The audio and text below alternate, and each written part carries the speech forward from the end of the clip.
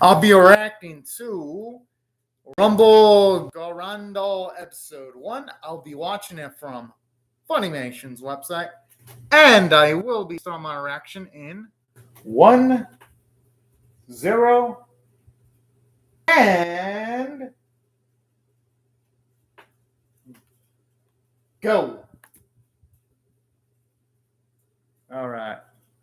I'm pumped up for this. Because me, I always love it when there's a new anime premiere. And yeah, I noticed that.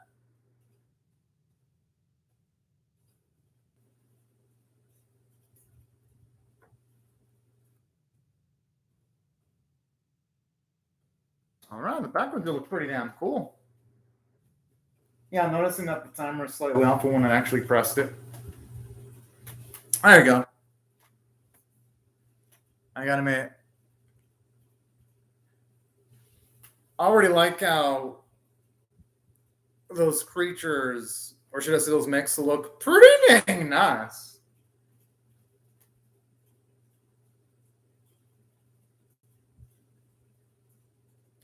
Okay, so it's gonna be one of those type of series that I tell everything that went down before shit went down. That's a lot of sponsors. When it comes to like the credit links, I definitely recognize ATX and I believe what was it, Kadokawa. Definitely been seeing those credits along a few anime this season.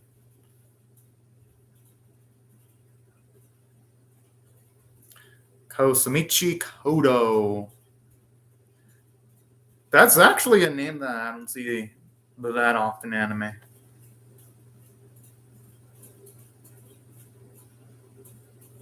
That's kind of relatable. When sometimes you just have the urge at occasions not to work, but you gotta put up with it, and you just want to pull out your pain on other things, like inanimate objects. That feeling is pretty relatable. Which country? Strong army.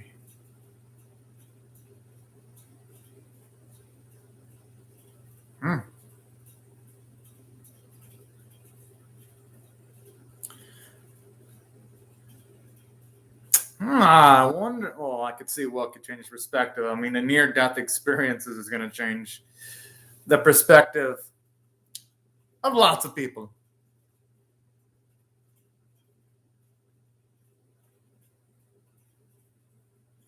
Club True Shinjuku. Whoa! He almost looks like a different person. You should consider wearing contact lenses. But hey.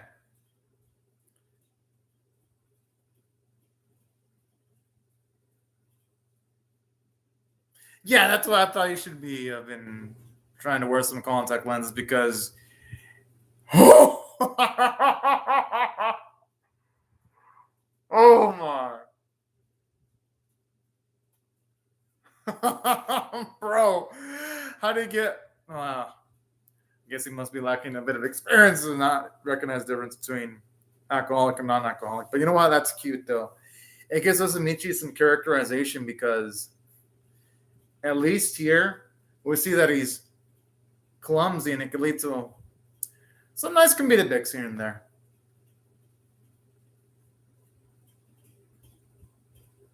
Oh yeah. Can definitely tell now with the way he closes his eyes while smiling.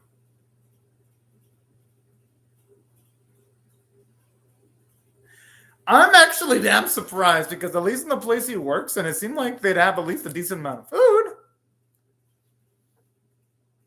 That's gotta be some shitty luck there then. For him. Kind of like a bit of like the pop art feel when it comes to like the background. You can see some dots on like some of the physical objects, but you don't see them on like any of the character animation. Gives it a nice stylistic flair. I'm assuming this is going to give him. Damn! But what is someone taking a dump? I mean, how are they going to be able to answer like 3 seconds?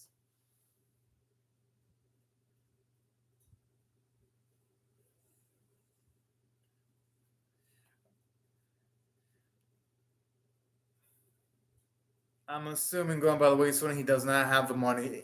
That does not look like the man that's financially stable. at all.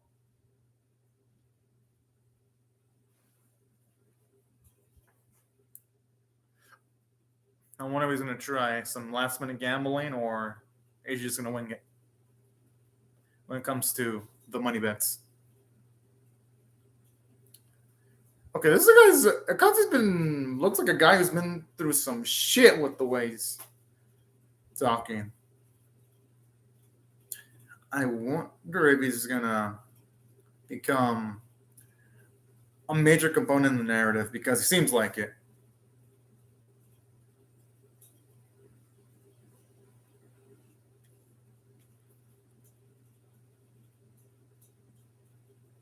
Hell yeah.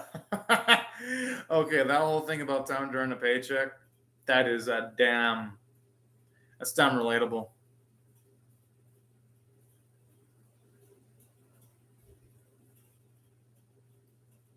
I'm assuming he's gonna go well this time. Considering that something has to set up the conflict at the very start of the episode. Okay, this lady looks pretty damn freaking mischievous. What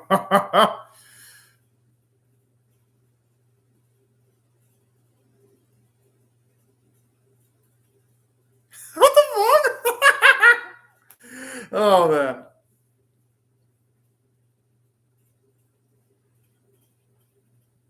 Oh. Okay, at least like since why she was angry at well not angry but why they apprehended the man with the disc with such urgency then. Because I was like, that's just a simple disc, but then never. I just love how he slides it over the top.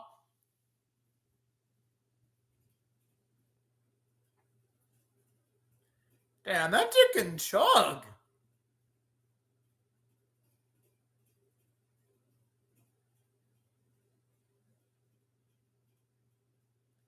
Oh, but I wonder if she's gonna potentially be one of the ones that pilots one of the mechas.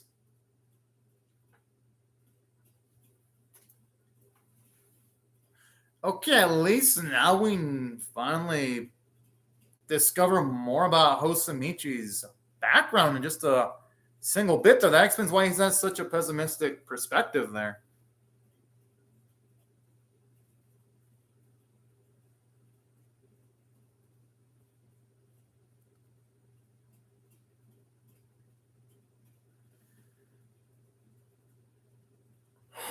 Oh, whoa!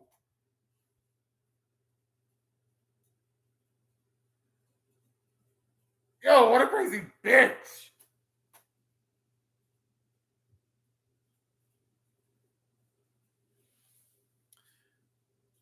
Okay, at least now we finally know how things went down. Kamenu Guard. I gotta admit, that design actually looks kind of cute.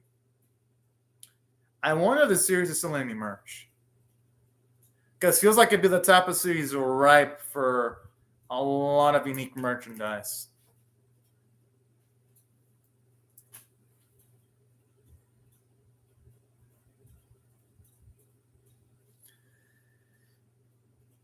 Well, L just appeared right before his very eyes. Well, at least the figurative version of it.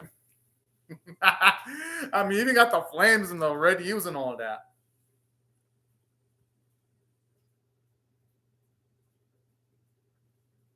Dang, what a sadist. And the way she's smiling too as things are burning down.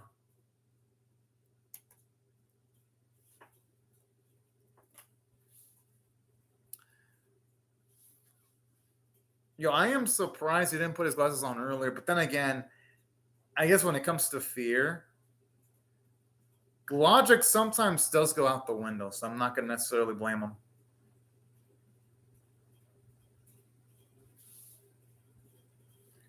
Yes, I love him. Yo, I love. Now that is some nice self-preservation right there, and it's in his character too, because that'd be logically speaking the best way of paying off his debts as quickly as possible too.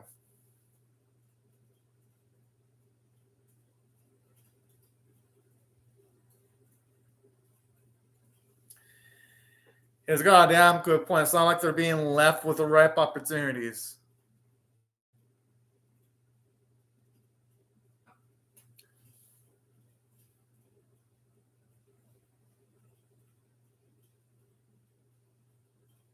Hmm.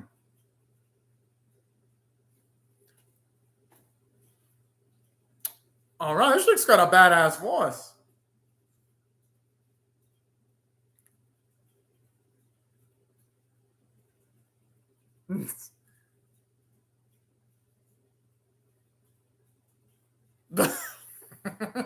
Wait, what?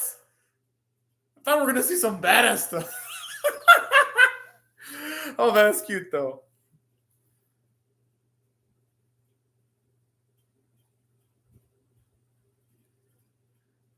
I kind of share his perspective. You would think she was gonna show some badass stuff with the way she was talking a big game.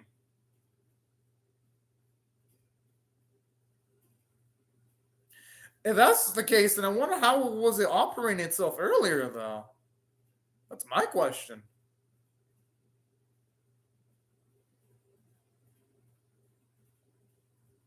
Unless its capabilities are limited when it's by itself.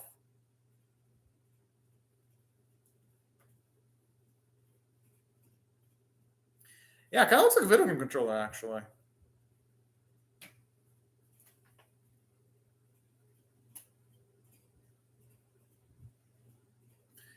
Even if he isn't sure if it's safe, he kind of has to operate the thing because if not, he is going to die and get killed by the invaders. So even if he had any reservations or caution, he's gonna throw him outside the window.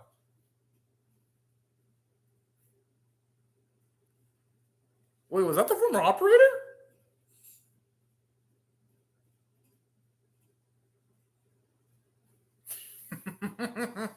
Oh, she's cute though.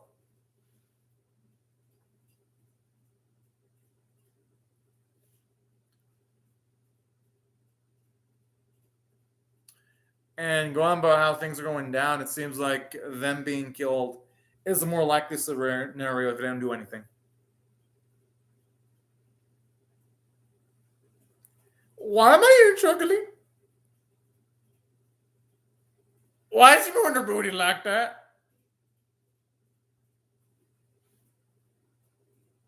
Whoa! Okay, she's getting a little bit too excited there. What the fuck?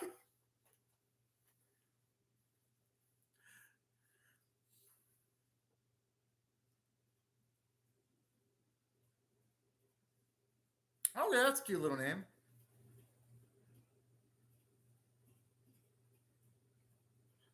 Damn. Okay, we got a fiery one there. But I like her though. Shark One. Shit, that's even a memorable name too.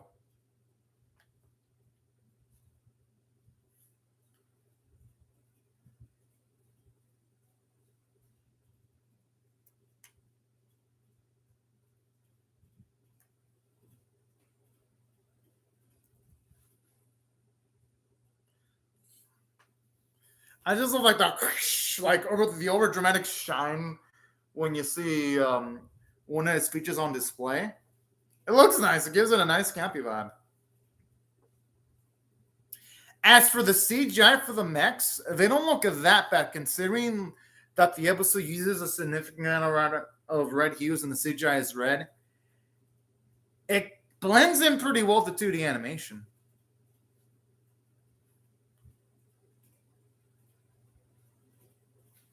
Yeah, we got a badass ninja.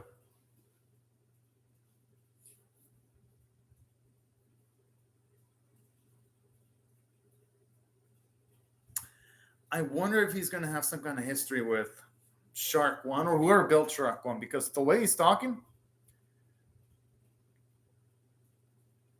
I don't think they'd be having that bit with Akatsuki for like no reason.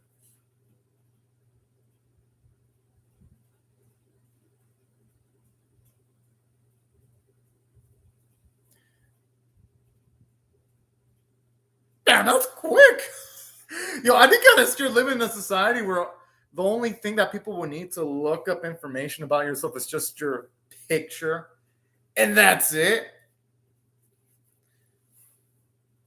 Talk about dystopian.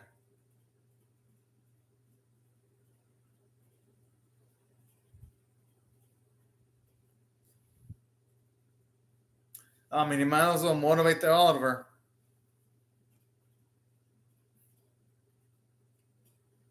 I just love how this series is so self-aware, and it breaks the fourth wall to an extent. Well, he's gonna have to. Okay, if he wants to survive, he's got to be the best hero that there is. I don't think that's gonna be enough to. Yeah, I don't think that's gonna be enough to convince Shark One. If I were in that situation, I'd be saying I'm gonna be the best hero that there ever was, just to satisfy Shark One and to save my ass. Waffle of Hakuro. And you know, sometimes they say the knockoff can be better than the original, depending on how it's crafted too.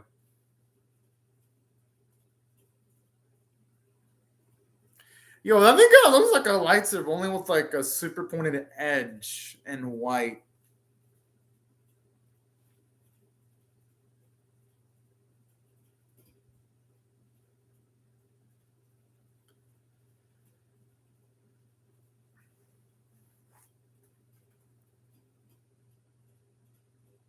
I just love how that's how Hakuto's first assumption, like the lack of movement.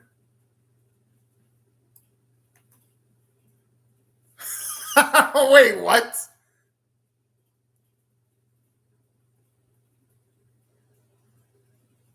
Wait, so that's what's gonna take a bit of motivational music? That's cute. Oh,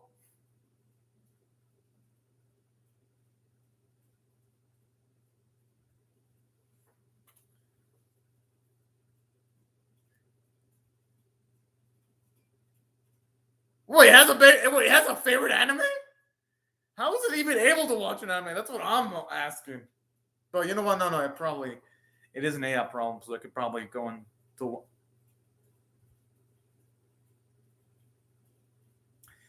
Yeah, you know what? I actually like how anime is saving the day. In this specific spot, anyway.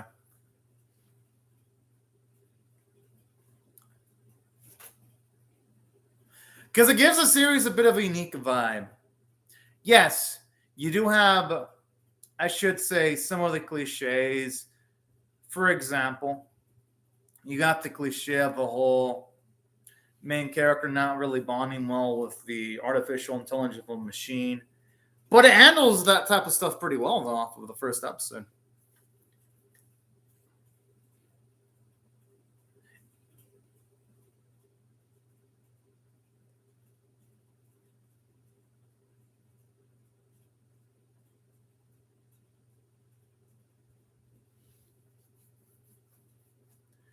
It kind of does. I'd be creeped the fuck out if some random dude had my number. I'm just saying. I'm assuming what feels that thing is passion. That's my guess. Oh, never mind. I guess I was. You know, this kind of reminds me of Gurren Lagann, where inner feelings can actually power up the mechas that someone's operating. Kind of reminds me of that because, and that's the reason when Simone was in a much more powerful mental state, he's able to operate the Gurren Lagann a lot more proficiently. So actually, give me those kind of vibes.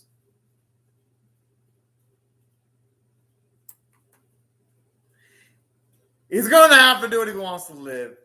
I like it. It looks absolutely disgusting, though.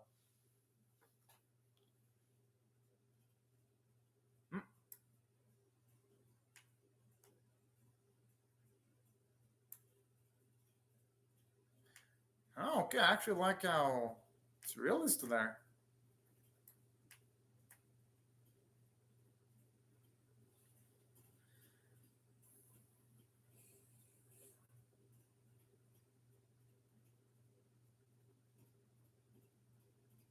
Oh, that's pretty damn optimistic. And I like how she isn't trying to pussyfoot and say that our boy can specifically do it. I like how she mentions everyone can do it. Because sometimes, oh, that's actually really cute to see his interest into like anime and merch of that nature when he was a young kid. That's actually really cute. Because it further emphasizes the inner child that he still has, that even when you get older, you shouldn't completely lose all of it.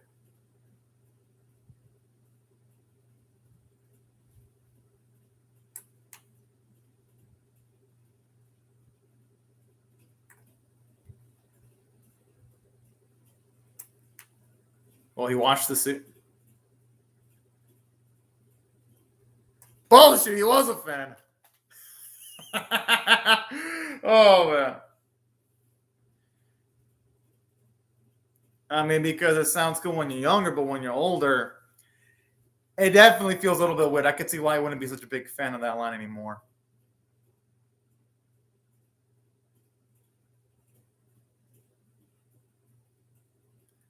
I just love how her was so mind fucked when he said that, as if like her brain was about to burst. Like, oh.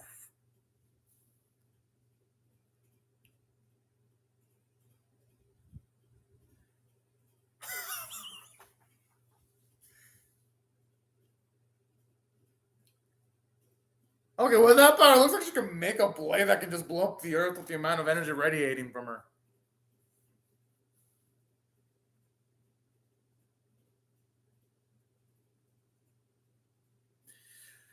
You know, if I was that Naruto chick, I would try to dodge. I'd be like, "Fuck this shit. This is way above my pay grade." I would like I'd be like, you know what? I don't even want any part of this if I were in her spot.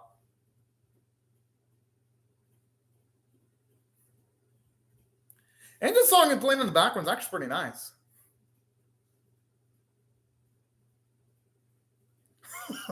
Yo! Oh, I thought for a second he actually killed that chick. I'd be like, damn!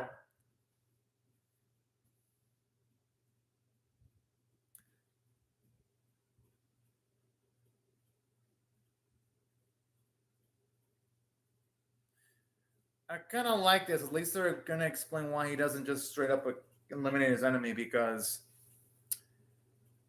you've got Shark One already completely run out of energy, so at least you're ain't like one of those animes where main characters have an opportunity of destroying an enemy and they just let them go because of plot.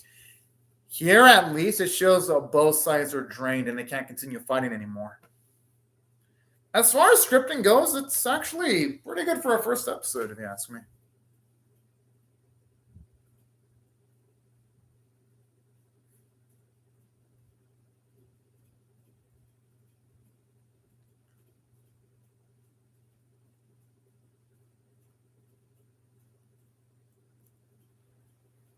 Yo! That's not his role to sell, though.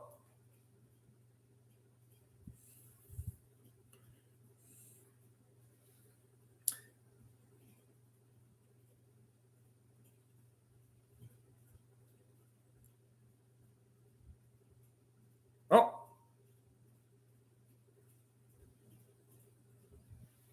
Oh.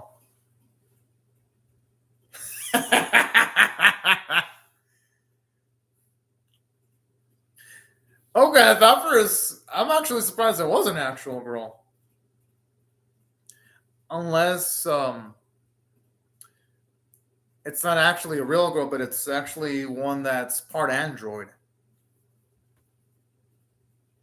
Oh man, I kind of wanted more, because you know what? For first episode, it was good. If I had to actually rate this on a scale of 1 to 10, with 1 being abysmal, 5 being average, and 10 being exceptional, I'll give it a 7.25 out of 10. I actually liked it, because what I really dug about this episode was, even though yes, we haven't gotten to see the main goal of the protagonist in the series, just some short-term goals like wanting to pay off his debts.